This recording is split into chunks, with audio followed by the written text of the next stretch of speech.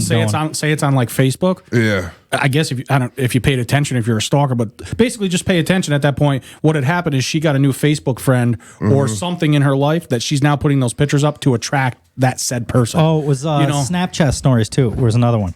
If she's all of a sudden posting pictures of herself on Snapchat, there's a reason why she's posting it. It ain't because of you. She wants somebody to see it. Yeah. There was a TikTok I read the other day. It kind of goes along with this, but it's kind of different. It says something about if your dog barks at you when you feed it, it's getting fed by someone else. And then at the bottom it says, we're not talking about your dog. And I said, that's a good point. Fair enough. It kind of goes along the same thing. Yeah, absolutely. No. And it's just easy for them. At the end of the day, that's all there is to it. It's easy now, like I was going to say, though, I think it's pretty easy for guys to do it, too. It's just not, we have to work hard. We have to be the one to do it. I could message somebody right now and probably, well, I got stuff going on tonight already, but I'm just saying, like, if I wasn't talking to somebody and just wanted somebody to come over, and you know this, I'm not bragging or nothing, I could probably have somebody over here tonight. So it kind of can work with guys, too. It's just so much easier. Like, girls don't even have to think about the effort. If I was a girl, I could literally text somebody right now. Hey, what time is it? It's 4 o'clock. I could literally text somebody right now and probably have a guy here by 6 if I was a girl and somewhat attractive. Even if I wasn't attractive, I could probably, at a lesser level, have a lesser looking guy over here. A lot of guys don't care. They're just pigs. So even if you're not that good looking, there's still somebody going to fuck you. Yep. So now this leads me to this. I can do that as well. I don't get messages very often. Here and there, a girl will message me about it, but typically it's me messaging a girl, which isn't usually a problem. I can usually get that girl. But from a guy doing it to a girl, what kind of girl is that? If I can message a girl right now and have her over here by 8 o'clock tonight, you've been around long enough to see it now. We've sat in the garage, but like, let's get some girls over here, and I usually can. But what kind of girl is that? Not a keeper. No. Right, exactly.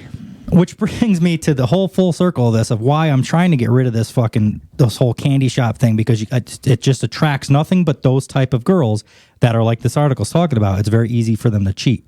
Because goddamn well, I'm not the only guy that's asking them to hang out tonight. It's just the one that she picked. I was going to say, just so happens she decided to come over tonight. Right. Or that night, right. Or whatever. So which puts you in this position as a guy, you're almost always the second choice. And they call it monkey branching in the clinical, in like a therapist world or whatever. It's called monkey branching, where a girl will go from one branch to the next branch to the next branch to the next branch, and she just use each branch to get to the top. And very rarely will she go down. The difference is when they start to go down or plateau or stay at the same branch is when they've lost their sexual attraction, which we've talked about in other episodes. I think for guys, me anyway, I just maybe because I'm lucky or whatever, I feel as I've gotten older, I've gotten better looking. I think typically that happens with guys. It is. I think it's happened with all of you too. I wore my boots today. I think you look better from the pictures you've showed me of you as a child, or a child of like an 18-year-old. I think you look better now. And the only reason I'm not saying I physically look better, but I think as a man gets older, women find men more attractive when they're older. For whatever reason, scruffier look and We're just more distinguished. Yeah, distinguished and stuff like that. So we drink bourbon and smoke cigars now. Women can do this monkey branching, and we know one that I can't even use a nickname for. Monkey. Oh, monkey. I think I know what you're talking about. We know one that at one point in her life could pick whoever she wanted.